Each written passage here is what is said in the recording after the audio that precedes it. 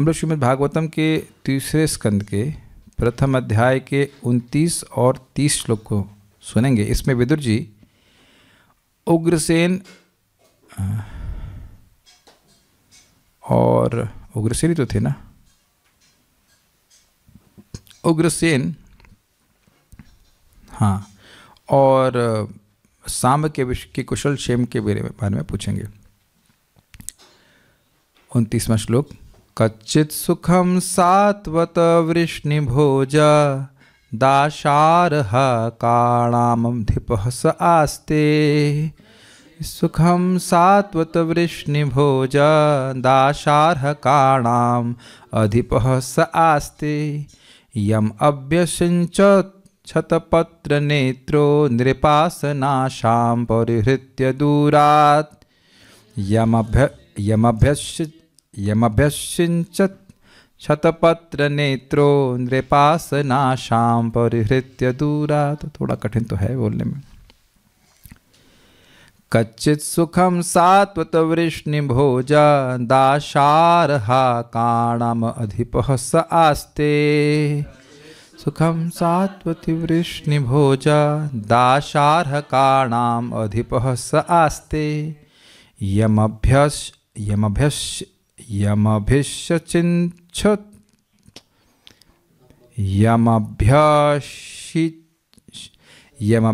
यमभ्यसिंचत् क्षतपत्र नेत्रो नृपासनाशां परिहृत्य दूरात्। यमभ्यसिंचत् क्षतपत्र नेत्रो नृपासनाशां परिहृत्य दूरात्। थोड़ा कठिन है बोलने में। हे मित्र, मुझे बताओ, क्या सात्वतों वृष्णियों भोजों तथा दाशारहों के राजा उग्रसेन अब कुशल मंगल तो हैं? वे अपने राज सिंहासन की सारी आशाएं त्याग कर अपने साम्राज्य से दूर चले गए थे, किंतु भगवान कृष्ण ने पुनः उन्हें प्रतिष्ठित किया। तो हुआ ये था कि इनके पुत्र उत्पन्न हुए थे। उग्रसेन के तो पुत्र थे कंस, लेकिन वो उनके पुत्र नहीं थे। एक असुर था जिन्होंने इनकी पत्नी पद्मा का संग किया था। इस कारण से, छल से, और इस कारण से ये असुर ही पैदा हुआ था। कंस उनका वास्तविक पुत्र नहीं था। तो उन्होंने, कंस ने उग्रसेन को का राज छीन करके खुद राजा बन गया था। तो उग्रसेन और अन्य यदुवंशियों को भी परेशान कर रहा था। तो वह सब लोग दूर दूर चले गए थे। तो वह अब कोई आशा छोड़ दी थी कि उन्हें राज्य वापस मिलेगा, लेकिन कंस को मार करके भगवान ने उग्रसेन को वापस राज्य में स्थापित कर दिया। तो इसी बात को यहाँ पे स्मरण करते हुए कह रहे हैं कि वो सुख से है ना। हे मित्र, सात्वत वृष्णिवंश, भोज मतलब भोजवंश, और दाशरहकाणाम दाशरहों के अधिप राजा उग्रसेन कच्चित् सुखमास्ते, कुशल मंगल तो है। सह नृपासन आशाम परिहृत्य, वे उग्रसेन राज सिंहासन की आशा का परित्याग कर दिए थे। परित्याग करके, ऐसे होना चाहिए, परिहृत्य मतलब परित्याग करके दूरात, प्राण भय से दूर स्थान पर चले गए थे। मतलब अब राज्य तो तब करेंगे जब जीवन रहेगा, तो जब प्राण ही संकट में हो तो राज्य कैसे मिलेगा। तो कंस तो उनको जान से मारने के लिए उत्सुक था, तो वो दूर चले गए थे। यम, जिसको मतलब उग्रसेन को, शतपत्र नेत्र, कमल सदृश नेत्रों वाले भगवान कृष्ण ने, शतपत्र जिसमें 100 पत्र होते हैं, तो ये कमल को इंगित करता है। इसलिए कह रहे हैं कमल नेत्र वाले भगवान कृष्ण ने अभ्यसिंचत पुनः प्रतिष्ठित किया, पुनः राजा बना दिया। श्लोक देख सकते हैं। कच्चित् सुखम, क्या सुख से, सात्वत वृष्णि भोज दाशारह काणाम अधिपः स आस्ते। सात्वतों के, वृष्णियों के, भोज के, दाशरहों के जो अधिपः अर्थात अधिपति थे, यानी राजा थे, स वह उग्रसेन, क्या वह सुख से हैं? उनके बारे में बता रहे हैं कि यम अभ्यसिंचत शतपत्र नेत्र, ऐसे बोलने से आसानी हो रहा है ना। यम अभ्यसिंचत शतपत्र नेत्र, जिनको अभिषिक्त किया था राज सिंहासन पर शतपत्र नेत्र अर्थात कमल नेत्र वाले भगवान कृष्ण ने। ऐसा भगवान कृष्ण को क्यों करना पड़ा? तो कहे कि नृप आसन आशाम, देखा, राजा के आसन की आशा को ही परिहृत्य, वह त्याग कर दूरात, वह दूर चले गए थे कंस के भय से। इसलिए कंस को मार करके भगवान को वापस उन्हें राजा के सिंहासन पर आसन करवाना पड़ा, करवाए भगवान। अब भगवान के बेटे जाम्बवती के बेटे सांब के बारे में पूछ रहे हैं। एक रुचिकर बात है कि इनको सांब क्यों कहते थे। स प्लस अम्ब, अम्ब का मतलब माँ और स का मतलब साथ में, तो सांब का अर्थ क्या हुआ, जो माँ के साथ। तो आप देखेंगे कुछ बच्चे निरंतर माँ के साथ ही रहते हैं, वो पिता के साथ नहीं रहेंगे, वो चाचा जी के संग नहीं जाएंगे, वो निरंतर माँ के साथ रहते हैं। किसको क्या कहते हैं हमको नहीं पता शब्द हिंदी में, लेकिन संस्कृत का शब्द है सांब। अपनी माँ से अत्यधिक आसक्त, इसलिए उनको सांब कहते हैं। अब इंटरेस्टिंग बात है कि जब वो बड़े हो गए, उनकी शादी हो गई, तब भी उनको सांब सांब सांब मतलब अपनी माँ के साथ रहने वाला इस नाम से पुकार रहे थे। ये बड़ा अजीब सा नाम है ना। आपने नाम शायद सुना होगा पहले, लेकिन ये ध्यान नहीं दिए होंगे उसका अर्थ क्या है। तो स प्लस अम्ब यानी सांब। माँ जाम्बवती के ये अत्यंत प्रिय पुत्र थे और उनके साथ ही रहते थे हमेशा। माँ भी उनको बहुत प्रिय थी। कश्चिद हरे सौम्य सुतः सदृक्ष आस्ते गृणी रथिनाम साधु सांबः। कश्चिद हरे सौम्य सुतः सदृक्ष आस्ते गृणी रथिनाम साधु सांबः। असूतयं जाम्बवती व्रताढ्या देवं गुहं योम्बिकया धृतोग्रे। तयं जाम्बवती व्रताढ्या देवं गुहं योम्बिकया धृतोग्रे। कश्चिद् हरेः सौम्य सुतः सदृक्ष आस्ते गृणी रथिनाम साधु सांबः। हरे सौम्य सुतः सदृक्ष आस्ते गृणी रथिनाम साधु सांबः। असूतयं जाम्बवती व्रताढ्या देवं गुहं योम्बिकया धृतोग्रे। जाम्बवती व्रताढ्या देवं गुहं योम्बिकया धृतोग्रे।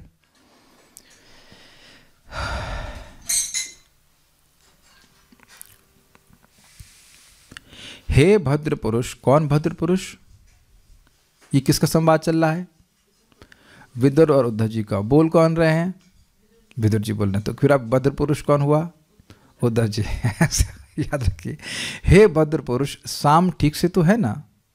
वह भगवान के पुत्र सदृश ही था, भगवान के पुत्र सदृश ही है।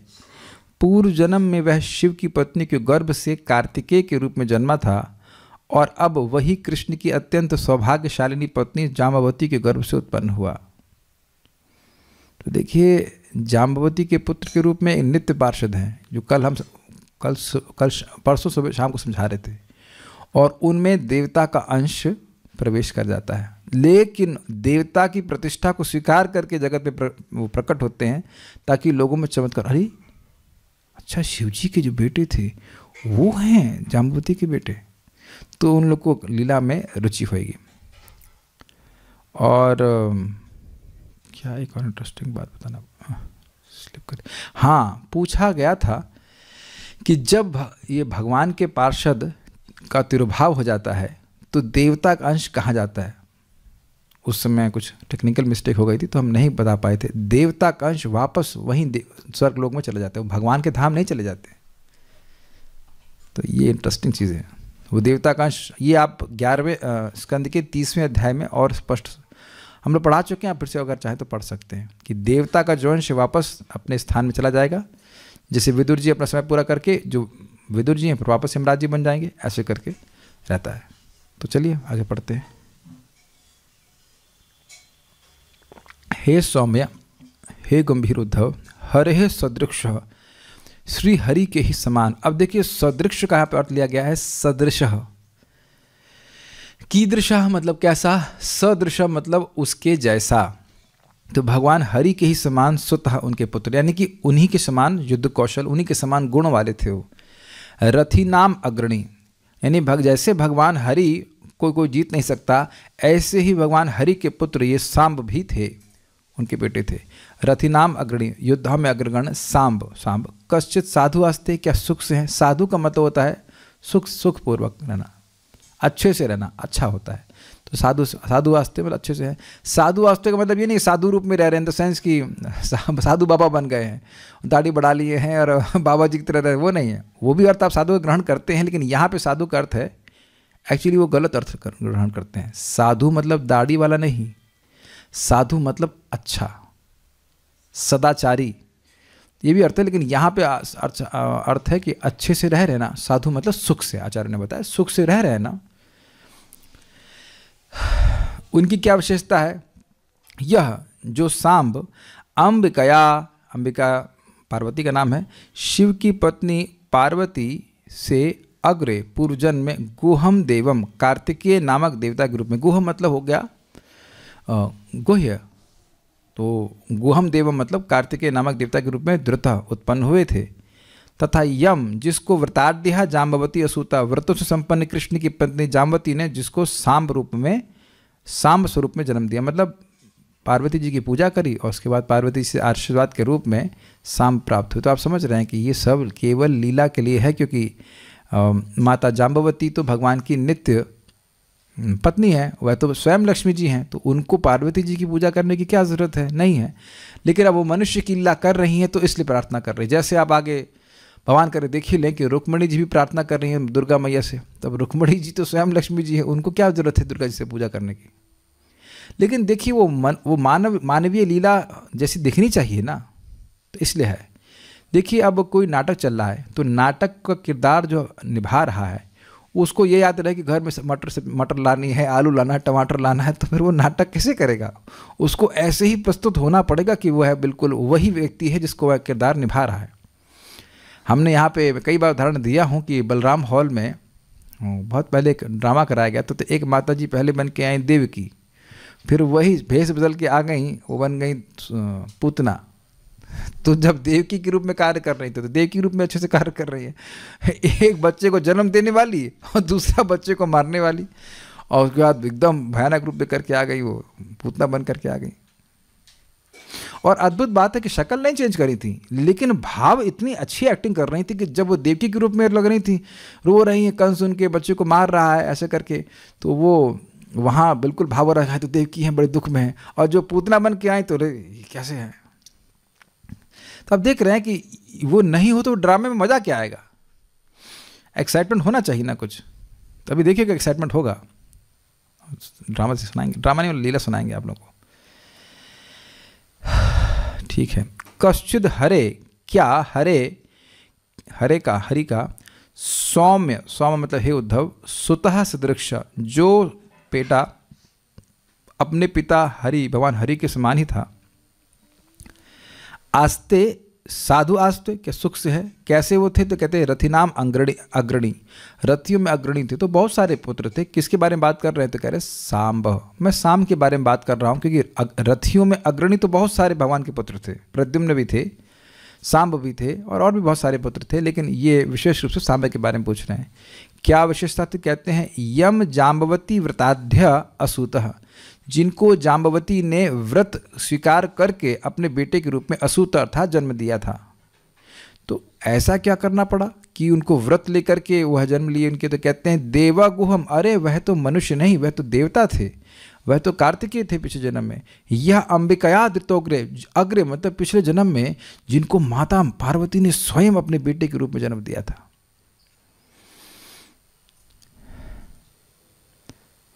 एक बात याद आ रही है, क्योंकि कार्तिकेय की बात आ रही है यहाँ पे, याद तो बात हो रही तो याद आ रहा है कार्तिकेय के संबंध भी लीला की। Kartikeya with all due respect बहुत कामी थे। तो अब उनकी कंप्लेन आई पार्वती माता के पास, तो इन्हें कहा ठीक है अब तुमको हर स्त्री में मैं ही दिखाई पड़ूंगी। तो फिर वो शादी ही नहीं किया। आपको पता है कार्तिकेय शादी नहीं की है। अमेजिंग है नहीं? लेकिन इंटरेस्टिंग कि यहाँ पे वह सांब के द्वारा आ रहे तो उनकी शादी होगी। शादी के बारे में बात करेंगे। बेचारे देवता के रूप में नहीं शादी कर पाए, तो उनका चलो हमारे पार्षद रहकर शादी कर लो, कोई दिक्कत नहीं। सारार्थ दर्शनी श्रीधरी बिल्कुल अनुवाद जैसा है, तो इसलिए हम उसको नहीं ले रहे। सारार्थ दर्शनी सदृश अर्थात समान, यानी सदृश। सदृश सुना है आप लोगों ने? ईदृश संस्कृत होता है, ईदृश मतलब ऐसा, इसके जैसा। सदृश मतलब समान, और कीदृश मतलब कैसा। ठीक है, सदृश अर्थात समान, यानी भगवान हरि के ही समान वह रथियों में अग्रणी थे। गुहम अर्थात कार्तिकेय, चूंकि अंश एवं अंशी को अभिन्न माना जाता है, अतः शिव को भगवान कृष्ण से विलग नहीं माना गया है। एवं इसी प्रकार शिव जी के पुत्र कार्तिकेय जिन्हें भगवान कृष्ण के पुत्र सांब का अंश माना जाता है, वे उनसे भिन्न नहीं माने जाते हैं। तो सांब भगवान के नित्य पुत्र हैं, वह नित्य पार्षद हैं, उसमें कार्तिकेय अंश रूप में विद्यमान है, ये बात बोल रहे हैं। अंश और अंशी में भेद क्यों नहीं माना जाता है? क्योंकि अंश जो है वो अंशी पे आश्रित रहता है, उन्हीं का अंश है। जैसे हमने सुना था कि पिता ही पुत्र के रूप में जन्म लेता है, उनका ही अंश है, तो इसी अर्थ में बता रहे हैं। तो आप सुन चुके हैं कि यहाँ वो बोल रहे हैं कि साम ने प्रकट हुआ, साम प्रकट हुआ, ये नहीं बोल रहे हैं, कार्तिकेय के रूप में प्रकट हुए। कार्तिकेय ही थे जो साम के रूप में प्रकट हुए। तो वो अभेद, अंश और अंशी के अभेद के कारण ऐसा बोल रहे हैं। समझा पा रहा हूँ मैं? जैसे अभी आगे आप पढ़ेंगे, अभी और क्लियर हो जाएगा। अथवा इस कथन को अन्य ढंग से भी समझा जा सकता है कि परम भगवान श्री कृष्ण के अवतार काल में उनके अंश भगवान नारायण उसमें प्रविष्ट हो उनके साथ वसुदेव के गृह में अवतीर्ण होते हैं। ये आसान है समझने में। भगवान कृष्ण आते हैं तो भगवान नारायण उनके साथ आते हैं, तो सांब प्रकट हो रहे हैं तो उनके अंश कार्तिकेय भी उनके साथ प्रकट हो रहे हैं। ये है, ये बाद में कहा जाएगा। परावरेशो महदंश युक्तो, भगवान श्री कृष्ण अपने अंशों के साथ प्रकट होते हैं। श्रीमद् भागवतम 3:2-15। तो जैसे भगवान श्री कृष्ण अपने अंशों के संग प्रकट हो रहे हैं, ऐसे भगवान के पार्षद अपने अंशों के संग प्रकट हो रहे हैं। अब तो समझ में आ रहा है, इजी है। तो वो जो देवताओं के अंश हैं वह भगवान के नित्य पार्षदों के साथ प्रकट हो रहे हैं, उनके ही they are coming along with them. अतः यह अक्रूर के द्वारा कहा गया है कि भगवान नारायण वसुदेव के गृह में प्रकट हुए। सत्वं प्रबोध्य वसुदेव गृहे अवतीर्णः स्वांशे न भारम अपने तुमिहासि भूमे अक्षौहिणी शतवधे न सुरेतरांश राज्ञाममुष्य च कुलस्य यशो वितन्वन्। हे प्रभु, आप ही वही परम पुरुष हैं और अब आप अपने अंश समेत वसुदेव के घर में प्रकट हुए हैं। किसको बोल रहे हैं? अक्रूर जी भगवान कृष्ण को बोल रहे हैं। अपने अंश मतलब भगवान नारायण आदि सबके संग वह प्रकट हुए हैं। आपने देवताओं के शत्रुओं के अंश रूप राजाओं के नेतृत्व वाली हजारों सेनाओं का वध करके पृथ्वी का भार हटाने तथा हमारे कुल की ख्याति का विस्तार करने के लिए ऐसा किया है। श्रीमद् भागवत 10:48-24। तो श्लोक क्यों कोट किया गया है? समझाने के लिए कि भगवान कृष्ण अवतरित होते हैं तो वे अपने अंशों के संग प्रकट होते हैं। तो उसी प्रकार जब भगवान के नित्य पार्षद प्रकट होते हैं तो देवता का अंश जो हैं वह उनमें साथ हो लेते हैं, वह उनके ही अंश हैं, ये बोल रहे हैं। इसी प्रकार कार्तिकेय ने सांब में प्रवेश किया, ठीक है। कामदेव ने भगवान प्रद्युम्न में प्रवेश किया एवं वसु नामक देवता ने उसी प्रकार उद्धव में प्रवेश किया। उद्धव है भगवान के नित्य पार्षद। अतः वर्तमान श्लोक में दिए गए ऐसे कथन मिथ्या नहीं ही हैं। और जो अंश प्रवेश किए हैं जनता को समझाने के लिए वो बोल दिया था कि सांब ही कार्तिकेय थे, क्योंकि कार्तिकेय और सांब में भेद नहीं है, क्योंकि कार्तिकेय सांब के अंश हैं, सांब है अंशी। Is it okay? ठीक है। तात्पर्य, भगवान के 3 गुणावतारों में शिव भगवान के स्वांश हैं। वो ऑलमोस्ट भगवान विष्णु हैं। उनसे उत्पन्न कार्तिकेय भगवान कृष्ण के अन्य पुत्र प्रद्युम्न के ही समकक्ष हैं। ये प्रभुपाद जी पहला अंडरस्टैंडिंग दे रहे चक्रवर्ती पाद का कि भाई देखिए, भगवान कृष्ण का पुत्र और शिव जी का पुत्र एक जैसा क्यों है? क्योंकि कृष्ण के ही स्वांश हैं Shiv ji. Is it okay? अब क्लियर हो गया? ठीक है। जब भगवान कृष्ण भौतिक जगत में अवतरित होते हैं तो उनके सभी स्वांश भी उनके साथ उनके विभिन्न कार्यों को प्रकट करने हेतु उत्पन्न होते हैं। अब प्रभुपाद जी दूसरी अंडरस्टैंडिंग दे रहे हैं। किंतु वृंदावन की लीलाओं के अतिरिक्त भगवान के सारे कार्य उनके विभिन्न स्वांशों द्वारा संपन्न किए जाते हैं। यही बात मैं आपको कुछ दिन पहले समझा रहा था कि जब भगवान कृष्ण यहाँ पे आते हैं और वह अपनी वृंदावन की लीलाओं को करते हैं तो वह संपादित की जाती हैं गोलोक विहारी भगवान कृष्ण के द्वारा, ठीक है। लेकिन जब भी वे असुरों को मार रहे हैं तो उनका वासुदेव अंश उनको मारता है। मारने काटने का काम भगवान कृष्ण नहीं करते, वो खाली मुरली बजाने का काम करते हैं, गोपियों के संग रासलीला करते हैं। मतलब जो ब्रज की लीलाएं हैं वही संपादित करते हैं। ब्रज की लीलाओं में भी जो मारने वाला काम है वो भगवान का वासुदेव अंश करता है। तो जब ये कहा जाता है कि भगवान वृंदावन को छोड़कर नहीं जाते तो उसका मतलब ये है कि भगवान वृंदावन के बाहर नहीं जाते, जो बाहर जाते हैं वो भगवान के वासुदेव अंश हैं। ये बात है। और तो उनमें कोई भेद नहीं है, फिर भी इस तरह से हमें समझना चाहिए। वासुदेव नारायण के स्वांश हैं। अतः जब भगवान देवकी तथा वसुदेव के समक्ष वासुदेव के रूप में प्रकट हुए तो वे अपने नारायण रूप में ही प्रकट हुए। अब ये बात तो समझानी चाहिए फोटो से और समझ में आ जाएगा। तो यहाँ पे आप देख सकते हैं कि भगवान श्री कृष्ण, ऑडियो लीव कर दीजिए। हाँ, भगवान श्री कृष्ण यहाँ पे छोटे कृष्ण के रूप में नहीं, अपितु भगवान विष्णु के रूप में प्रकट हुए। समझ रहे हैं बात?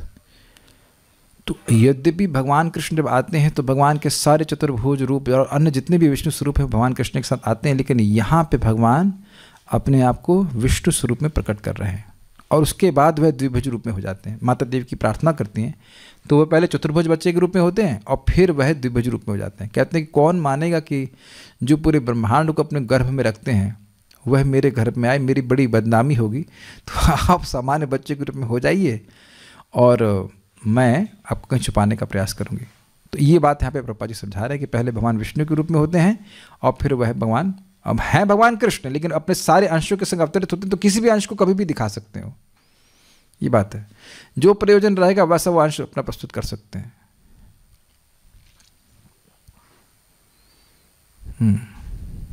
तो वापस आके पढ़ते हैं। इसी तरह स्वर्ग के सारे देवता प्रद्युम्न, सांब, उद्धव इत्यादि भगवान के संज्ञों के रूप में प्रकट हुए। अब समझ में आया?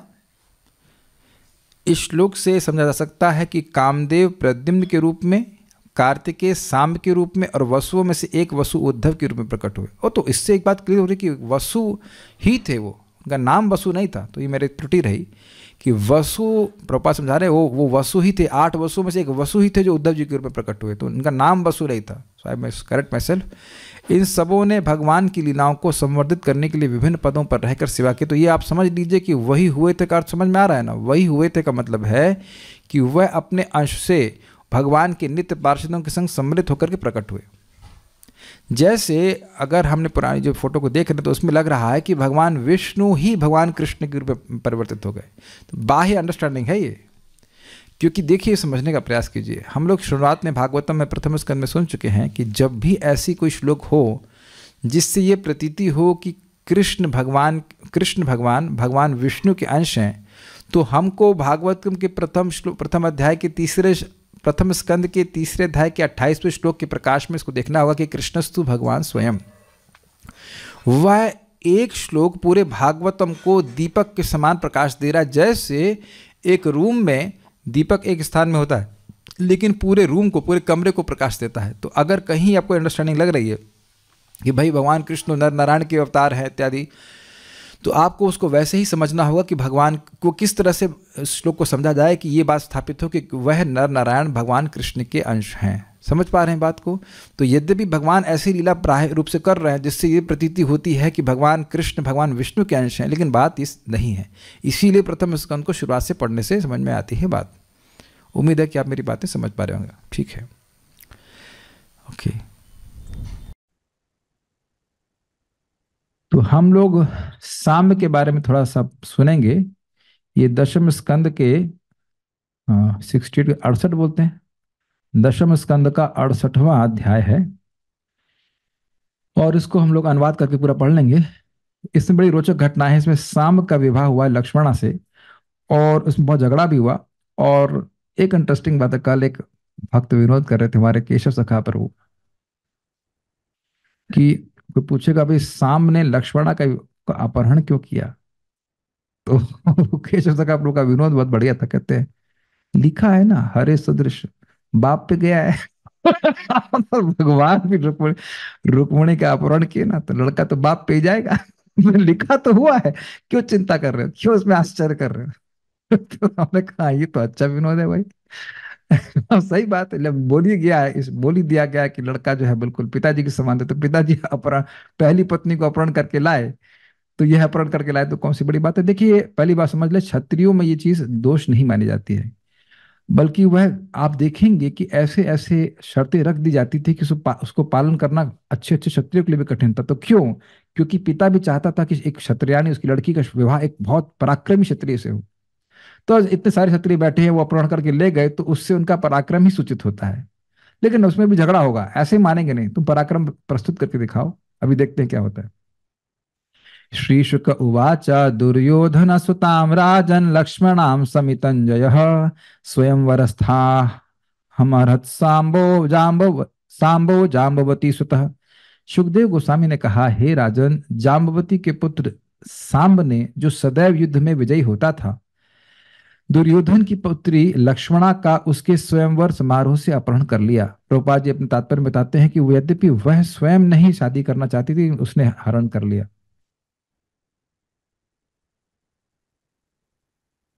ठीक है। क्रुद्ध कौरवों ने कहा, इस बुरे आचरण वाले बालक ने हमारी अविवाहिता कन्या को उसकी इच्छा के विरुद्ध बलपूर्वक हर कर हमारा अपमान किया है। ये फूलना ये स्वाभाविक है क्षत्रियों के लिए। बुरे आचरण वाले इस सांब को बंदी बना लो। आखिर विष्णुजन हमारा क्या कर लेंगे? वे हमारी ही कृपा से हमारे द्वारा प्रदत्त पृथ्वी पर शासन कर रहे हैं। हमने उन लोगों को मतलब राजा के जो लक्षण है वो धारण करने के लिए अलाउ किया, इसलिए वो कर रहे हैं, जबकि भगवान कृष्ण बलराम वहां पे हैं। तो ये सब है सीन। तो ये सब नहीं होगा तो फिर फाइटिंग कैसे होगी? ध्यान दीजिएगा कि ये बंदी बनाने के लिए कह रहे हैं। क्यों? क्योंकि अब लक्ष्मणा का विवाह किसी और से नहीं हो सकता था।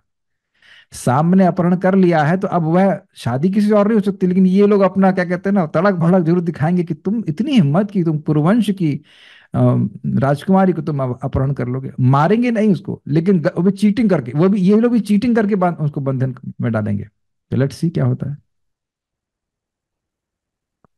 कोई कहेगा, अरे भाई उसको पकड़ोगे तो वृष्णिवंश वाले तो झगड़ा करेंगे तुमसे।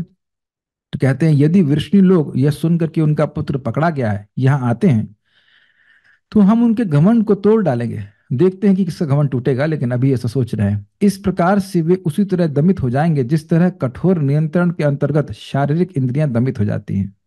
ये सब बातें क्षत्रिय बोलते ही हैं। जरूरी नहीं कि ऐसा हो, लेकिन वो बोलेंगे जरूर ऐसा। यह कहकर तथा कुरुवंश के वयोवृद्ध सदस्य द्वारा अपनी योजना को स्वीकृति लेने पर कर्ण, शल, भूरी, यज्ञ केतु तथा सुयोधन यानी दुर्योधन सांब पर आक्रमण करने के लिए कूच कर गए। शिला विश्वनाथ चक्रवर्ती बतलाते हैं कि यहाँ पर जिस कुरुवृद्ध का उल्लेख है वह भीष्म है, जिन्होंने अपने कनिष्ठ जनों को इस प्रकार अनुमति दी, चूंकि साम ने इस कुमारी को स्पर्श कर लिया है, अतएव यह दूसरा पति स्वीकार नहीं कर सकती, उसे ही इसका पति बनना होगा। तो भी तुम इसे बंदी बना लो और इससे अपने अनुचित कार्य एवं अपने पराक्रम के विषय में वक्तव्य दिला दो। समझ में आया? वो मारना नहीं चाह रहे थे, वो सारा अपना कहते हैं मूंछ का ताव होता है, वो दिखाने के लिए होता है। लेकिन उसे किसी भी हालत में जान से ना मारा जाए। आचार्य का यह भी कहना है कि भीष्म इस श्लोक में वर्णित 5 योद्धाओं के साथ गए।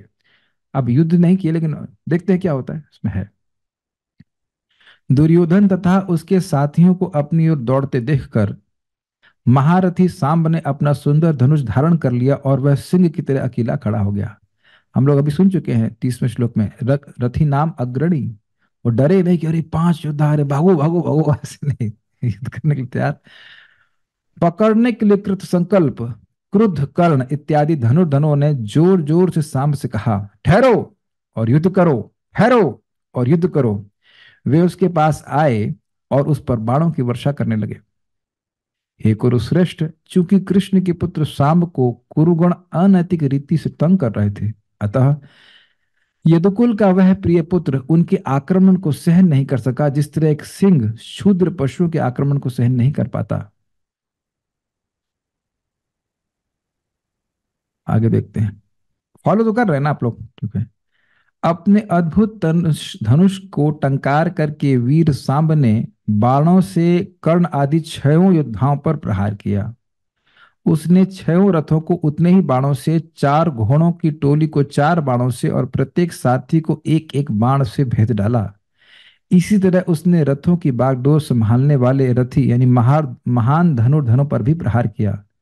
शत्रु योद्धाओं ने सांब को उसके इस पराक्रम प्रदर्शन के लिए बधाई दी। तो अब आप देख रहे हैं, लग रहा है कि उधर तड़क भड़क दिखाई जा रही है, अरे तुमको हमारी कुमारी को कैसे ले गया, ये हो गया वो हो गया। लेकिन अब जब वो अच्छा युद्ध कर रहे हैं, वो यही देखना चाहते थे कि उनका सामर्थ्य कितना है।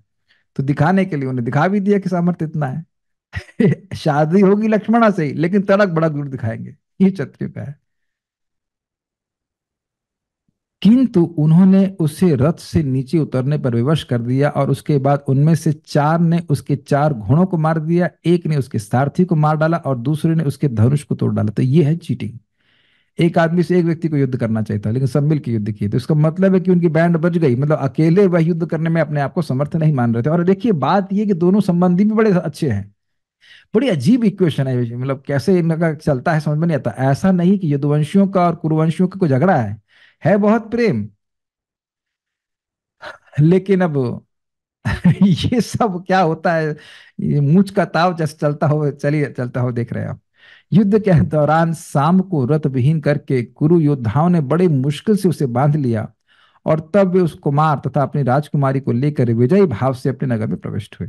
हे राजन, जब यादवों ने श्री नारद से ये समाचार सुना तो वे क्रुद्ध हो उठे। आई, नारद जी कहाँ गए? नारद जी का यही काम है। ब्रेकिंग न्यूज, ब्रेकिंग न्यूज क्या हुआ? अरे शाम को पकड़ लिया है। नारायण नारायण। तो नारद जी का ही काम है। और तो नारद जी युद्ध नहीं कराते हैं, लेकिन इन्फॉर्मेशन तुरंत देते, देखिए अरे क्या हो गया क्या हो गया। और ऐसा नहीं कि भगवान को पता नहीं, लेकिन फिर भी नारद जी से सुनेंगे वो। राजा उग्रसेन द्वारा प्रेरित किए जाने पर उन्होंने कौरवों के विरुद्ध युद्ध की तैयारी कर ली। महर्षि नारद ने तुरंत यदुवंश को जानकारी दी कि सांब बंदी बना लिया गया है। उन्होंने यदुवंशियों को सारी कथा कह सुनाई। सांब को 6 योद्धाओं द्वारा अनुचित रीति से बंदी बनाए जाने पर यदुवंशी अत्यधिक क्रुद्ध हो गए। अतः यदुवंश के प्रधान राजा उग्रसेन से अनुमति प्राप्त करके वे कुरुवंश की राजधानी पर आक्रमण करने को तत्पर हो गए। किंतु भगवान बलराम ने वृष्णि वीरों के क्रोध को शांत किया, जिन्होंने पहले से अपने कवच धारण कर लिए थे। किन्होंने? वृष्णि वीरों ने, वृष्णि वंशियों ने। कलह के युग युग को शुद्ध करने वाले बलराम कुरवों तथा वृष्णियों के बीच कलह नहीं चाहते थे। अतः वे ब्राह्मणों तथा परिवार के गुरुजनों, बड़े बूढ़ों के साथ अपने रथ पर हस्तिनापुर गए। उनका रथ सूर्य की तरह तेजोमय था। अब वे जा रहे थे तो ऐसे लग रहे थे मानो प्रधान ग्रहों द्वारा घिरा चंद्रमा हो। ध्यान दीजिएगा कि अभी अभी शांति आई नहीं है। अभी ये जो शांत कराने वाले बलराम जी हैं, ये खुद कितने शांत है अभी आपको दिखेगा। भगवान बड़ा गुस्सा करने वाले हैं। हस्तिनापुर पहुंचकर बलराम नगर के बाहर एक बगीचे में रह गए और उद्धव को धृतराष्ट्र के इरादों का पता लगाने के लिए आगे भेज दिया। देखिए उद्धव जी यहाँ पे हैं। अंबिका पुत्र धृतराष्ट्र तथा भीष्म, द्रोण, बाहलीक तथा दुर्योधन को समुचित आदर देकर उद्धव ने उन्हें बतलाया कि भगवान बलराम आ गए हैं। इंटरेस्टिंग तात्पर्य है। श्रीला विश्वनाथ चक्रवर्ती ठाकुर इंगित करते हैं कि यहाँ पर उद्धव द्वारा विदुष्टर तथा उनके संगियों को नमस्कार किए जाने का उल्लेख नहीं है, क्योंकि उन दिनों पांडव जन इंद्रप्रस्थ में ठहरे हुए। तो ये समझ लेना होगा कि पांडवों ने सांब से युद्ध नहीं किया था। बिल्कुल स्पष्ट है, स्पष्ट लिखा, 5 युद्ध करने गए थे, यह लोग युद्ध नहीं करने गए थे। यह सुनकर कि उनके प्रियतम मित्र बलराम आ चुके हैं, वे अत्यधिक प्रसन्न हुए और सर्वप्रथम उन्होंने उद्धव का आदर किया। तत्पश्चात वे अपने हाथों में शुभ भेंटें लेकर भगवान से मिलने गए। आप जानते हैं कि दुर्योधन बलराम जी का शिष्य था, तो बलराम जी को से उसका बलराम जी का दुर्योधन के प्रति विशेष प्रेम था। और लक्ष्मणा किसकी बेटी थी? दुर्योधन की। तो बलराम जी नहीं चाहते थे कि युद्ध हो।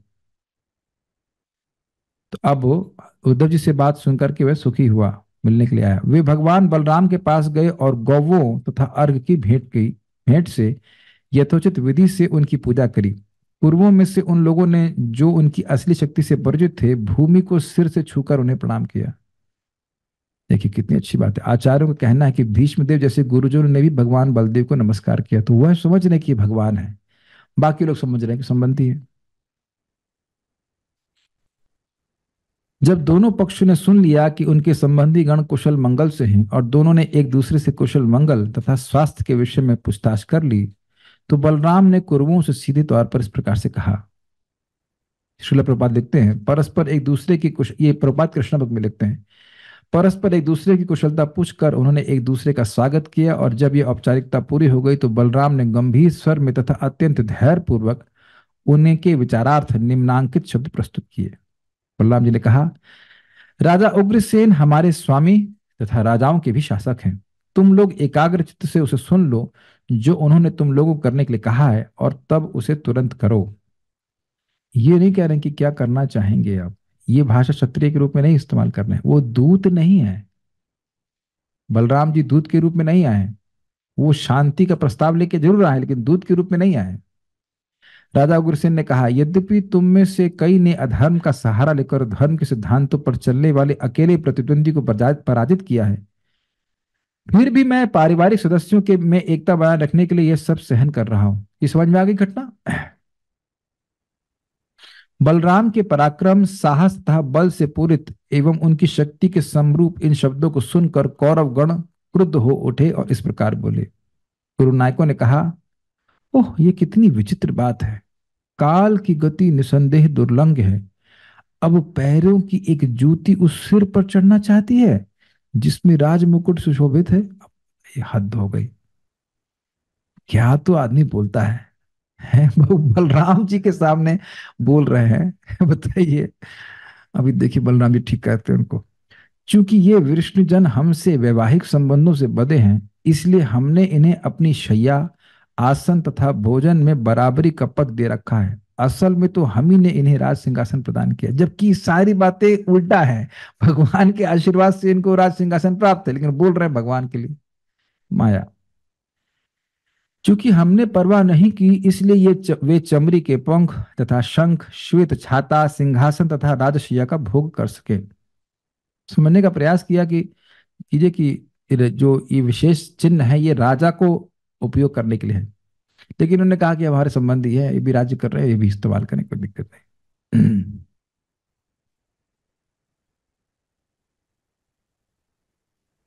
अब यदुओं को इससे आगे इन राजसी प्रतीकों का उपयोग न करने दिया जाए, क्योंकि अब ये प्रदान करने वालों के लिए कष्ट बन रहे हैं, ये हमारे लिए कष्ट दे रहे हैं। जिस तरह विषैले सांपों को पिलाया गया दूध, ओहो हो, टेम्परेचर बढ़ रहा है बलराम जी का, अब छोड़ने वाले नहीं। ये यादव गण हमारी कृपा से समृद्ध बनकर अब सारी लाज शर्म खो चुके हैं और हमें आदेश देने का दुस्साहस कर रहे हैं। क्या अमेजिंग दुस्साहस है इन लोगों का बलराम जी के आगे। भला इंद्र भी किसी वस्तु को हड़पने का दुस्साहस कर सकता है जिसे भीष्म, द्रोण, अर्जुन या अन्य कुरुजनों ने उसे नहीं दिया है। अरे फेंकते जा रहे हैं लंबी लंबी, अब देवता भी इनके पीछे चले भाई। एक क्षत्रियो के संग ऐसा होता है गुस्सा नहीं होंगे, लेकिन वो कुछ भी बोलेंगे, हम तो ये कर देंगे, हम वो तो वो कर देंगे, हम तो ये कर देंगे। वो बोलना जरूरी है, युद्ध से पहले थोड़ा बोलेंगे, नहीं तो फिर वो एक्साइटमेंट नहीं होता। यह तो वैसा ही है जैसे मेमना सिंह के वध की मांग करे। अब इस पे क्या टीका करें? टीका तो बलराम जी करेंगे, आप देखिएगा अभी। श्री बादरायण और वाचा, श्री बादरायण यानी सुखदेव गोस्वामी ने कहा, हे भारत में श्रेष्ठ परीक्षित महाराज, अपने उच्च जन्म तथा संबंधों के ऐश्वर्य से भूलकर कुप्पा हुए घमंडी कुरु जब ये कटु वचन बलराम से कह चुके तो वे अपने नगर को वापस चले गए। कौन चला गया वापस? बलराम जी नहीं, कुरुवंश वापस चला गया। ध्यान से पढ़िए। हाँ, बलराम जी चुप कर सुन करके चले जाएंगे, हाँ ठीक है आपने सही कहा। नहीं नहीं, बलराम जी भी दिखाएंगे। ये लोग देखिए, बलराम जी नगर के बाहर थे, कुरुवंश आकर उनसे मिले और उसके बाद उनको ये सब बोल के चले गए। वो सोच लेंगे क्या कर लेंगे, अभी दिखाएंगे क्या कर लेंगे। कुरुओं के दुराचरण को देखकर तथा उनके भद्दे शब्दों को सुनकर अच्युत भगवान बलराम क्रोध से उबल पड़े। अब ये समझना होगा कि ये क्रोध दिव्य क्रोध है, क्योंकि ये अपमान भगवान कृष्ण का अपमान था। जैसे हनुमान जी का भी क्रोध था रावण के प्रति, क्योंकि भगवान राम के प्रति अपराध कर रहा था, ये बात है। उनका मुखमंडल देखने में भयावना था और बारंबार हंसते हुए इस प्रकार बोले। भगवान बलराम ने कहा, स्पष्ट है कि इन बदमाशों की विविध वासनाओं ने इन्हें इतना दंभी बना दिया है, अहंकारी बना दिया है कि वे शांति चाहते ही नहीं है। तो फिर इन्हें शारीरिक दंड द्वारा समझाना बुझाना होगा, जिस तरह लाठी से पशुओं को सीधा किया जाता है। समझ रहे हैं? पशुनाम लगुड़ो यथा। क्या कहते हैं? लात के भूत बात से नहीं मानते, तो बलराम जी कहते हैं अब इनको तो दंड देना ही पड़ेगा। ओह, मैं धीरे धीरे ही क्रुद्ध जनों तथा कृष्ण को भी, जिन्हें क्रोध आ गया था, शांत कर सका था। ये लोग समझ नहीं पा रहे कि इनको हम बचाने का प्रयास कर रहे हैं। ये बलराम जी को क्रोध आ रहा है, ये लोग गधे समझ नहीं, गधे मतलब विद ऑल ड्यू रिस्पेक्ट, लेकिन समझ नहीं पा रहे हैं कि भाई ये मर जा, मार दिए जाते, खत्म कर दिया जाता ये दुवंश द्वारा। मैं इन कौरवों के लिए शांति की कामना करते हुए यहाँ आया, किंतु ये इतने मूर्ख, स्वभाव से कलह प्रिय तथा दुष्ट हैं कि इन्होंने बारंबार मेरा अनादर किया है। दम्भ के कारण इन्होंने मुझसे कटु वचन कहने का दुस्साहस किया है। क्या भोजों, वृष्णियों तथा अंधकों के स्वामी राजा उग्रसेन आदेश देने योग्य नहीं है, जबकि इंद्र तथा अन्य लोक पालक उनके आदेशों का पालन करते हैं? अब ये जो बात बोल रहे हैं बलराम जी सत्य है। क्यों ऐसा करते हैं? क्योंकि बलराम, उग्रसेन तो है राजा, लेकिन भगवान कृष्ण वहां पे हैं। तो स्वाभाविक सी बात है कि वहां पे देवता आते थे और उनको भेंट अर्पित किया करते थे। इसमें कोई अतिशयोक्ति नहीं है। बलराम जी झूठ नहीं बोलते हैं। वहीं कृष्ण जो सुधर्मा सभा भवन के अधिकारी हैं और जिन्होंने अपने आनंद के लिए अमर देवताओं से पारिजात वृक्ष ले लिया, क्या वही कृष्ण राज सिंहासन पर बैठने योग्य नहीं है? तुम में से कोई है जो देवताओं से कुछ धनिया की पत्ती भी तोड़ के लाया ऐसे कह दिया जाए? वहां से भगवान प्रसिद्ध है कि पूरा पारिजात वृक्ष उखाड़ के ले गया। क्या कर लिए देवता? कुछ नहीं कर पाए। ऐसे समझो, अगर इस तरह से देखा जाए कि उग्रसेन के मंत्री हैं भगवान कृष्ण, तो हैं, राजा तो नहीं स्वीकार किए, और वो मंत्री परिजात उखाड़ के लिए आए देवताओं के। तो आप एक क्वेश्चन बिठाइए कि भाई सारे देवता भगवान कृष्ण के चरणों में, और भगवान कृष्ण मंत्री के रूप में बाह्य रूप से कार्य कर रहे हैं उग्रसेन के, तो उग्रसेन तो सबको आदेश देने वाले हो गए ना। बल्कि आगे उद्धव जी स्मरण करेंगे कि हमको बड़ा खराब लगता था जब आप उग्रसेन के सामने हाथ जोड़ के खड़े होते थे और कहते थे कि हे भगवान, हे राजा या जो भी है, हे नृप, आप हमको, हमारे लिए क्या आदेश है? क्योंकि भगवान सभी के अधिपति हैं, फिर भी वह ऐसी लीला में ऐसा करते थे, तो हमको ये स्मरण करके बड़ा खराब लगता था। लेकिन पॉइंट क्या है, भगवान कृष्ण के चरणों में सारे देवता हैं और भगवान कृष्ण मंत्री बने हुए हैं उग्रसेन के। तो अब ये तो स्वाभाविक सी बात है कि उग्रसेन के पास सामर्थ्य था कि वह सभी देवताओं को शासन कर सकते थे। तो अब वह इनको आदेश देने की योग्य नहीं, ये कैसी बात कर रहे हैं कर्मों को? और तुम ये लोग कह रहे हो कि राजा किसी हम लोग चिन्ह है वो हम धारण करने की योग्य नहीं है, तो उसका मतलब है कि भगवान कृष्ण राज सिंहासन पर बैठने की योग्य नहीं, तुम ये कहना चाहते हो? भगवान को देख रहे हैं कि ये लोग का राज सिंहासन भगवान की कृपा से, अरे पूरी पृथ्वी कुछ नहीं भगवान के आगे, तुम हो कौन? समस्त ब्रह्मांडों की स्वामिनी साक्षात लक्ष्मी जी उनके पैरों की पूजा करती है, और उन्हीं लक्ष्मी के पति क्या मर्त्य राजा की साज सामग्री के पात्र नहीं? ये समझ में आया आपको? अरे जिनकी चरणों में लक्ष्मी जी सेवा कर रही हैं, बड़े संभ्रम सेवा करने की, हमको सेवा से निवृत्त ना कर दिया जाए, तो वो क्या आप तुम्हारे छोटे छोटे वो जो श्वेत पत्र इत्यादि है, छत्र, उसको धारण नहीं करने के योग्य है? क्या बात कर रहे हो तुम? कृष्ण के चरण कमलों की धूल जो सभी तीर्थ स्थानों के लिए पवित्रता का उद्गम है, अर्थात उनके चरण कमल ही सभी तीर्थों को पवित्र करते हैं, उनमें पवित्रता लाने की शक्ति देव प्रदान करते हैं, बड़े बड़े देवताओं द्वारा पूजी जाती है। समस्त लोकों के प्रधान देवता उनकी सेवा में लगे रहते हैं और अपने मुकुटों पर कृष्ण के चरण कमलों की धूल धारण करके अपने को परम भाग्यशाली मानते हैं। ब्रह्मा तथा शिव जी जैसे बड़े बड़े देवता, यहां तक कि लक्ष्मी जी और मैं भी उनके दिव्य व्यक्तित्व के अंश हैं, और हम भी इस धूल को बड़े सावधानी से अपने सिरों पर धारण करते हैं। क्या इतने पर भी कृष्ण राज प्रतीकों का उपयोग करने या राज सिंहासन पर बैठने के योग्य नहीं है? एक इंटरेस्टिंग बात है, जब ये बलराम जी दिव्य ज्ञान दे रहे हैं तो वहां लेने के लिए कोई नहीं है ये बात है। आदि गुरु बलराम जी हैं, तो देखिए बलराम जी उदाहरण दे रहे हैं कि भागवत बोलनी चाहिए चाहे सुनने वाला कोई भी ना हो। तो भागवत बोल रहे हैं ना, भगवान का यश बोल रहे हैं, लेकिन सुनने वाला पे कोई नहीं हो। यद्यपि वह रिटोरिकल क्वेश्चन कर रहे हैं, रिटोरिकल क्वेश्चन होते हैं जिनका उत्तर अपने आप ही होता है यस यस यस, तो क्या उत्तर होगा? क्या वह योग्य नहीं है? नहीं नहीं, बिल्कुल योग्य है, ऐसे करके उत्तर है, लेकिन सुनने वाला कोई नहीं है। ये वितर्क कर रहे हैं बलराम जी अपने आप से। हम वृष्टिगण केवल इस छोटे से भूभाग का भोग करते हैं जिस किसी को कुरुगण हमें अनुमति देते हैं, और हम निसंदेह जूते हैं जबकि कुरुगण सिर हैं। ये क्या है? ये कटाक्ष है। हाँ भैया, हम लोग तो जूते हैं और ये लोग तो सिर है। इधर बता दिए भगवान कृष्ण का महान यश, और उसके बाद एकदम विपरीत बात बोल रहे हैं, इसका मतलब है कि ये बात सत्य नहीं है। सही बात है भैया, बलराम जी बोल रहे हैं सही बात है, हम लोग तो अब इनकी कृपा से ही भूभाग का शासन कर रहे हैं। जबकि बलराम जी कहते हैं अरे मेरे अंश के अंश एक संकर्षण भगवान है, वो है तो अब ब्रह्मांडों को धारण कर रहे हैं, वो ब्रह्मांड कहाँ है उनको याद नहीं है, और तुम कह रहे हो कि पृथ्वी का एक अंश हम धारण कर रहे हैं क्या बात कर रहे हो? तो ये कटाक्ष कर रहे हैं। जरा देखो तो इन अभिमानी कुरुओं को, जो समान शराबियों की तरह अपने तथाकथित अधिकार से उन्मत्त हैं। मतलब ऐसे शराबी को कुछ पता नहीं कि क्या बोल रहा होता है, ऐसे ही लोग अपने मद के अहंकार से मदमत्त होकर के वो अब कुछ उनको पता ही नहीं कि वो क्या बोल रहे हैं, और यही होता भी है। जब व्यक्ति बहुत अहंकारी होता है तो उसे पता ही नहीं होता वो बोल क्या रहा होता, जानते नहीं कि मैं कौन हूँ। ये दिल्ली में कुछ भी नहीं जानता कि वो कौन है, लेकिन ऐसे बोले जानते नहीं मैं कौन हूँ, दिखाऊंगा तुमको मैं कौन हूँ।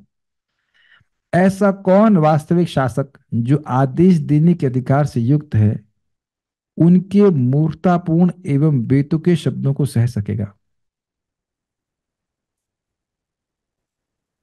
अब ये लाइन समझिए।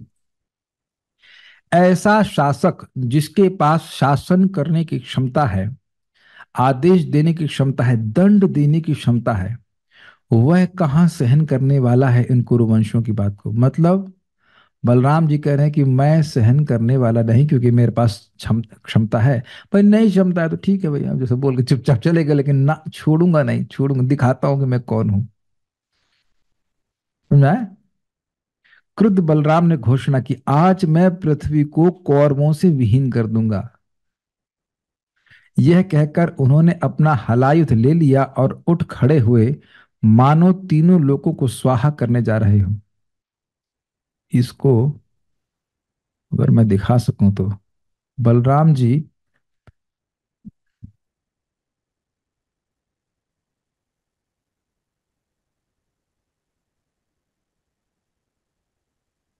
बलराम जी रे,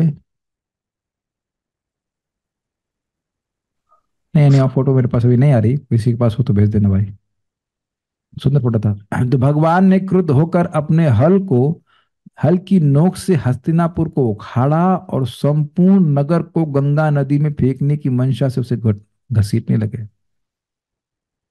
श्रील प्रभुपाद लिखते हैं, बलराम इतने क्रुद्ध लग रहे थे मानो सारे संसार को जलाकर राख कर देंगे।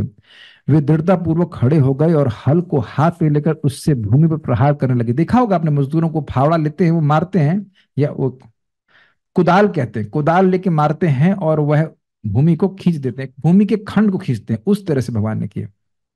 इस प्रकार संपूर्ण हस्तिनापुर नगर पृथ्वी से विलग हो गया। तत्पश्चात बलराम उस नगर को गंगा नदी की बहती जलधारा की ओर घसीटने लगे। इससे पूरे हस्तिनापुर में ऐसा कंपन हुआ मानो भूकंप आया हो, और ऐसा लगा कि सारा नगर नष्ट भ्रष्ट हो जाएगा। तो कभी कभी लोग कहते हैं कि भगवान दुख क्यों दे रहे हैं। वो जब तक भूकंप आएगा नहीं तुम्हारे जीवन में, तुम भगवान के पास आओगे नहीं। अभी देखो लोग, भूकंप आया है तब जाकर वो भगवान की शरण में आएंगे। श्रील विश्वनाथ चक्रवर्ती ठाकुर कहते हैं कि भगवान की इच्छा से उनके हल का आकार बढ़ गया। स्वाभाविक सी बात है कि बहुत बड़ा होगा तब दिल्ली को घसीटे होंगे। और जब बलराम हस्तिनापुर को जल की ओर घसीटने लगे तो उन्होंने गंगा नदी को आदेश दिया, तुम शाम को छोड़कर समूह पर आक्रमण करो और अपने जल से नगर के हर व्यक्ति को मार डालो। अभी मैं यही सोच रहा था कि भाई सांब और लक्ष्मणा भी तो हस्तिनापुर में हैं, तो वह भी मर जाते। मैं सोच ही रहा था, देखिए यहाँ क्लियर हुआ। तो वो गंगा जी को आदेश दे कि ऐसा मत करो। आप कहेंगे, "भाई, गंगा जी को आदेश कैसे दे सकते हैं?" अरे भाई, जो हस्तिनापुर को पूरा खाड़ सकते हैं तो गंगा जी को आदेश नहीं दे सकते हैं। और एक और इंटरेस्टिंग बात है कि ऐसा कैसे कर सकते हैं। अरे जो अपनी फूंक मात्र मात्र से अनंत ब्रह्मांडों को फूंक देते हैं, उनके लिए हस्तिनापुर को घसीटने में क्या कौन सी बड़ी बात है। बलराम जी भी सोर्स ऑफ ऑल स्ट्रेंथ। इस तरह वे पृथ्वी को कौरव विहीन करने की प्रतिज्ञा पूरी कर सकेंगे, और साथ ही आश्वस्त हो रहे थे कि शाम को कुछ नहीं होगा। ये उनका प्लान था कि बहुत बोल लिए ये, अब इनको हमेशा के लिए हम चुप ही कर दें। घसीटे जा रहे अपने नगर को समुद्र में घनाई की तरह डगमगाते तथा गंगा में गिरने ही वाला देखकर सारे कौरव भयभीत हो उठे। वे अपने प्राण बचाने के लिए अपने साथ अपने परिवार वालों को लेकर भगवान की शरण लेने गए। अब आ गए, क्या कहते हैं ना, अब आया ऊंट पहाड़ के नीचे। साम तथा लक्ष्मणा को आगे करके उन्होंने विनय पूर्वक अपने हाथ जोड़ लिए, वही ले जाइए, बहुत झगड़ा हो गया, बहुत दिक्कत हो गया। कौरव ने कहा, हे राम, हे सर्वाधार राम, हम आपकी शक्ति के बारे में कुछ भी नहीं जानते। कृपया हमारा अपराध क्षमा करें, क्योंकि हम अज्ञानी हैं तथा बहकावे में आ गए थे।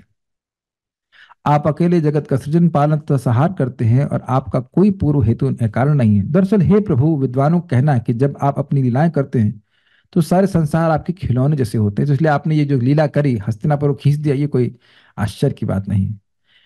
हे हजारों सिरों वाले अनंत, क्योंकि अनंत भगवान भगवान बलराम जी के विस्तार हैं, आप अपनी लीला के रूप में इस भूमंडल को अपने एक सिर पर धारण करते हैं। संहार के समय आप सारे ब्रह्मांड को अपने शरीर के भीतर लीन कर लेते हैं और अकेले बचकर विश्राम करने के लिए लेट जाते हैं। आपका क्रोध हर एक को शिक्षा देने के निमित्त है, ये घृणा या द्वेष की अभिव्यक्ति नहीं। देखिए, इस जगत में व्यक्ति क्रोध करता है, किसी को मारने का प्रयास करता है, तो वह राग और द्वेष से प्रेरित होता है। लेकिन राग और द्वेष किस पे होता है? जो व्यक्ति अविद्या से ग्रसित हो। भगवान बलराम अविद्या से ग्रसित कैसे हो सकते हैं? भगवान बलराम तो अविद्या से ग्रसित हो ही नहीं सकते, वे तो नित्य भगवान है, इसलिए उनका क्रोध भी दिव्य है। और क्या परिणाम हुआ? देखो, भगवान बलराम जी के क्रोध से ये कुरु वंशियों का अज्ञान नष्ट हो गया। हमारे क्रोध से तो हम और अज्ञान में पड़ जाते हैं, लेकिन बलराम जी के क्रोध का प्रकट प्रभाव है कि उनको भगवान का यश समझ में आ गया। ये दिव्य था। हे परमेश्वर, आप शुद्ध सत्वगुण को धारण करते हैं और इस जगत को बनाए रखने तथा इसकी रक्षा करने के लिए ही क्रुद्ध होते हैं। तो क्या दिक्कत हो गई थी? देखिए, यहाँ पे लिखा है, कुरुगण स्वीकार करते कि भगवान बलराम का क्रोध सब प्रकार से उचित था और वास्तव में उन्हीं के लाभ के लिए था। श्रील विश्वनाथ चक्रवर्ती के अनुसार कौरव कहना चाहते थे, क्योंकि आपने अपना क्रोध प्रदर्शित किया, अतएव हम सभ्य बन गए। इसके पूर्व हम दुष्ट थे और दर्प से अंधे होने के कारण आपको देख नहीं सकते थे। तो कभी कभी क्या होता है, आंखों में कोई अंजन लगाते हैं, बड़ा तेज लगता है। हम विज्ञापन देंगे डायमंड आई ड्रॉप्स का, तो हम उसको यूज करते हैं, बड़ा तेज लगती है भाई, लेकिन आंख से सारा कचरा बाहर निकाल देती है। तो भगवान थोड़ा सा क्रोध जरूर प्रस्तुत किए, उसका थोड़ा भूकंप भी आया, लेकिन अब इनकी आंखों में जरा जो भी अज्ञान कचरा था वह सब चला गया। भगवान को समझ गए। ज्यादा टाइम नहीं लगा भगवान को ऑपरेशन करने में, ठीक कर दिए। हे समस्त जीवों के आत्मा, हे समस्त शक्तियों के धारण करने वाले, हे ब्रह्मांड के अव्यय सृष्टा, हम आपको नमस्कार करते हैं और नमस्कार करते हुए आपकी शरण ग्रहण करते हैं। देखिए, थोड़ा सा गुस्सा किया और भागवत बोलने लगे सारे को। तो एकदम विपरीत बात बोल रहे थे, अब सारी बात भागवत के तथ्य के अनुसार आने लगे, तुरंत प्रार्थना निकलने लगी। शिशु को वाच, सुखदेव गोस्वामी ने कहा, जिन गौरवों का नगर डगमगा रहा था और जो अत्यंत कष्ट में होने से उनकी शरण में आ रहे थे, ऐसे कौरवों द्वारा स्तुति किए जाने पर बलराम शांत हो गए और उनके प्रति कृपालु हो गए। उन्होंने कहा, डरो मत। फिर उनके भय को हर लिया। अपनी पुत्री के प्रति अत्यंत वत्सल दुर्योधन ने उसे दहेज में 1260 वर्षीय हाथी, कितने भाई, 1,20,000 घोड़े, 6,000 सूर्य से चमकते सुनहरे रथ तथा 1,000 दासियां दी जो गलों में रत्न जटित हार पहने थी। यादवों के प्रमुख भगवान ने इन सारे उपहारों को स्वीकार किया, अर्थात बलराम जी ने, और तब अपने पुत्र तथा अपनी पुत्र वधु सहित वहां से प्रस्थान किया और उनके शुभ चिंतकों ने उन्हें विदाई दी, यानी सांब और लक्ष्मणा के साथ। जब भगवान हलायुध अपने नगर द्वारका में प्रविष्ट हुए और अपने संबंधियों से मिले जिनके हृदय उनसे अनुराग से बंधे थे, संभा सभा भवन में उन्होंने कुरुओं के साथ हुई प्रत्येक घटना यदुओं से कह सुनाई। आज भी हस्तिनापुर नगर गंगा के तट पर दक्षिणी दिशा में उठा हुआ दिखता है। इस तरह यह भगवान बलराम के पराक्रम का सूचक है। ठीक है, तो कोई कह सकता है कि वहां तो यमुना जी हैं, तो यमुना जी को ही गंगा जी भी कहते हैं, कभी कभी ऐसे करके सुना जाता है। तो आप एक बात, यहाँ पे तो बात समाप्त हुई। तो ये हम कह रहे थे कि एक शिक्षा मजेदार बात यह है कि जगत में देखा जाता है कि शादियों में कभी कभी झगड़ा होता ही है। तो वो झगड़ा हो तो कभी परेशान ना हो, क्योंकि इतना बड़ा झगड़ा भगवान की लड़के की शादी में हुआ, उससे तो कुछ कम ही झगड़ा हुआ, 2-4 गाली गलौज होगा घर में और शांत हो जाता है। लेकिन भगवान के यहाँ शादी होगी और जब वहाँ झगड़ा होगा तो पूरा सिटी ही हिल जाता है ना। तो अब भगवान जो भी करते हैं बड़े स्केल पे करते हैं। तो ऐसे सांब थे, तो आप समझ सकते हैं कि इस सांब की मतलब क्यों बारे में क्यों पूछ रहे, इतनी बड़ी बड़ी घटना हो गई। और ये सांब की शादी में क्या विदुर जी नहीं थे? विदुर जी थे, सब देखे कि क्या हुआ था। आप समझ रहे हैं ना कितनी भावना उनकी बनी हुई है कि सांब की शादी, सांब को बचाने के लिए स्वयं बलराम जी आए थे और बलराम जी ने पूरा हस्तिनापुर को खींच दिया और ये हुआ और वो हुआ, ये सब हुआ। तो अब विदुर जी को सब बातें याद है ना कि सांब सुख से है ना, इतनी बड़ी घटना हुई थी। और वैसे भी लक्ष्मणा यानी कि जो उनके परिवार की लड़की थी उनके यहाँ बहू बन के गई थी, लेकिन उससे भी ज़्यादा ये जो घटना थी वो बड़ी ज़बरदस्त थी। भगवान कृष्ण की, बलराम जी की लीलाएं भी उनको स्मरण आ ही रही होंगी, जहाँ तक स्वाभाविक सी बात है, सब बातें होगा। तो उम्मीद है, बहुत बहुत धन्यवाद आप लोग सांब की शादी में आए, सांब की शादी में आए। ये कहाँ हो रही थी भाई? देखिए, आप जान रहे हैं कि भगवान की लीला नित्य है, तो अभी भी ये झगड़ा हो रहा है कहीं ना कहीं, किसी न किसी ब्रह्मांड में, हस्तिनापुर में होगा वहाँ पे, और बलराम जी खींच रहे होंगे। तो जब हम लीला को पढ़ते हैं तो वहीं पे हो जाते हैं। तो उम्मीद है, बहुत बहुत धन्यवाद, सब परिवार या अकेले जैसे भी आप आए इस शादी में आए, तो this is very nice, thank you. Shrimad Bhagavatam की जय, श्रील प्रभुपाद की जय, निताई गौर प्रेमानंदे।